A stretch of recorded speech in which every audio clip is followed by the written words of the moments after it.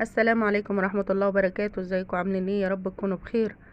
اللهم ارحم امي وامهات المسلمين، اللهم امين. اتمنى اللي تشوفي القناة بتاعتي والفيديو ربنا يا رب يجعله في ميزان حسناتكم. بستنى دعمكم ليا وجزاكم الله كل خير بالاشتراك وفعلوا الجرس عشان يوصلكم كل جديد. عنوان حلقتنا النهاردة الزعل غالي.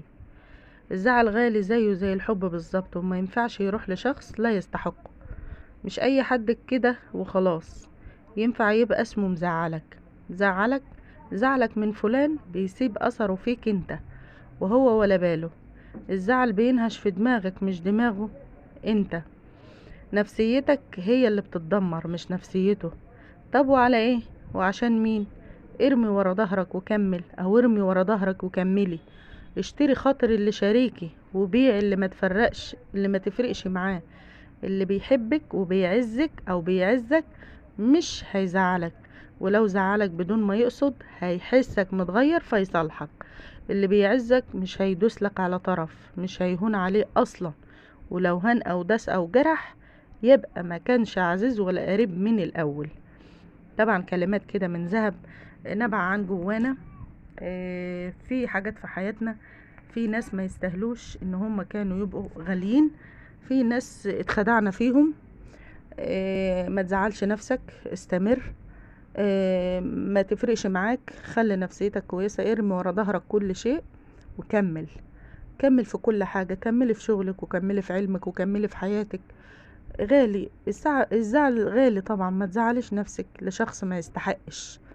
الانسان اللي ما يستحقش يبقى ما يستحقش ان انت تزعلي عشانه. كملي وحياتك هتتكمل وهتبقى كويسة. لو هو ملوش عزيز ولا قريب، عمر ما اللي ملوش في خير في اهله ملوش خير فيكي، او اللي ملهاش خير في اهلها عمر ما يكون خير ليه خير فيكي. الانسان اللي ما يامنش على سرك ما تزعلش ولا تزعلي نفسك. استمري. لو هان او داس او جرح يبقى ما كانش عزيز ولا قريب من الاول، كان خاين وكذاب. كان بقناع بيدعي ان هو ايه كويس. اكتشفت لما بحب حب بديله كل حاجة، كل مجهودي وطاقتي تقريبا. يمكن انا بحب بطريقة مختلفة شوية بتتميز بالعطاء. انتي كويسة، الست الكويسة او الزوج الكويس. طبعا في بعض الاحيان الستات هي اللي بتتظلم. فانا حبيت اقول الكلمتين دول كده من باب الفطرة. بقولك سيري بالعطاء. انا هديك حب واهتمام ومجهود وطاقة ودعم واطمئنان وثقة وكل حاجة، حرفيا ممكن اطبق معاك يوم كامل.